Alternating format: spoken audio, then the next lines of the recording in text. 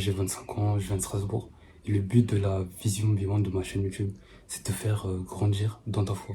Vite le Saint-Esprit dans ta recherche d'emploi, dans ta recherche d'alternance, dans le travail dans lequel il veut te guider, ou même dans le travail dans lequel tu es.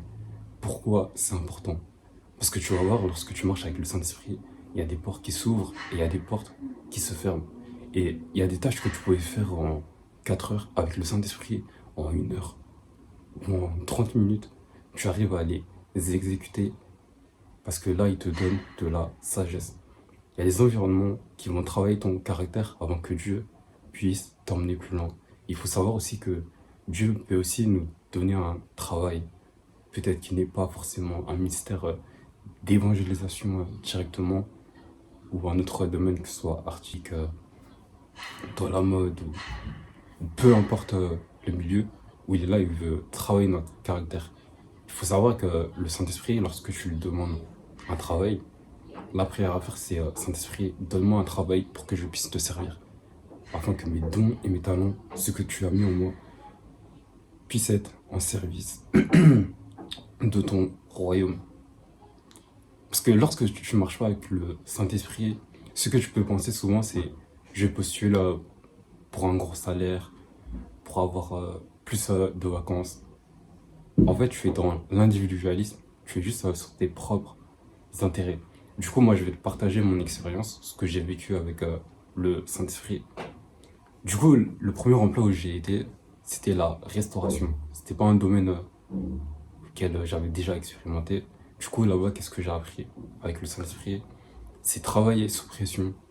Quand il y a des périodes de rush, que ce soit le midi, que ce soit le soir, ça demande beaucoup de patience. L'écoute par rapport aux clients, lorsqu'ils ont une demande, de vraiment bien écouter, travailler en équipe surtout. Et ça sert aussi lors de l'évangélisation. Parce qu'en évangélisation, tu peux tomber sur des personnes, des fois qui sont très agressifs. Et le but, c'est vraiment de garder la maîtrise de soi afin de ne pas s'emporter. Et c'est là que les personnes ils vont se demander, mais je suis en train de l'énerver, mais pourquoi il ne réagit pas? Bah là, Dieu est en train de travailler ton caractère.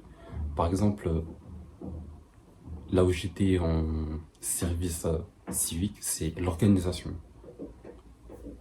Aller contacter des écoles, faire des activités, gérer des enfants, ça c'est une responsabilité. Savoir canaliser lorsqu'ils vont pas bien, savoir écouter, avoir de la patience, la maîtrise de soi, savoir quoi dire au bon moment, savoir quand se taire, et aussi en crèche, savoir comment un bébé il fonctionne, quel est son cycle, quelles sont ses saisons, quand il faut le nourrir, quand il faut lui donner le biberon, quand il faut le changer, quand il faut aller le coucher. C'est là que je comprends que même lorsque tu marches avec le Saint-Esprit, il y a des saisons qui sont différentes dans ta vie. Mais ça aussi, ça t'apprend. Mais des fois, on voit juste un métier, juste je vais au travail, juste pour travailler, pour répondre à mes besoins, pour avoir un salaire, pour être bien. Alors que non, avec le Saint-Esprit, c'est une autre dimension.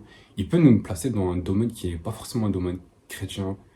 La vente, la restauration, l'animation, le social, le médical, peu importe. Mais c'est là aussi qu'il peut nous utiliser. Donc c'est pour ça qu'il ne faut pas réduire son appel simplement à avoir un grand mystère d'évangélisation, à faire des campagnes. Non. Je crois aussi à cette dimension où le Saint-Esprit, là où il te place, tu peux avoir de l'impact. Par exemple, dans la vente. Tu as le conseil client, tu vas réceptionner les colis des personnes, tu vas aller les chercher. Par exemple, lorsque tu ranges des jus, des bouteilles d'eau, enfin, peu importe, même si c'est dans la logistique, ça t'apprend la rigueur, la discipline, arriver à l'heure.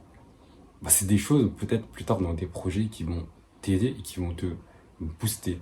Et c'est là, lorsqu'on demande au Saint-Esprit d'ouvrir nos yeux, qu'on voit les situations autrement. Et je crois aussi en cette dimension où le Saint-Esprit veut nous placer dans un environnement ou dans un travail ou dans une alternance dans lequel on est bien, dans lequel on ne va pas forcément s'ennuyer, mais là on sera là où il nous a déjà prédestiné à être.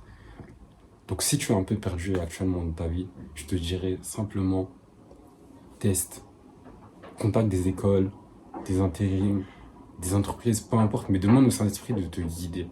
Parce que je crois que le Saint-Esprit a une porte guidée spécialement pour toi.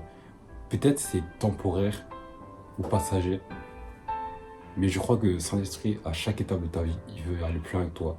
Partage, enregistre, like, si tu sais que ça va parler avec une personne. Sois béni.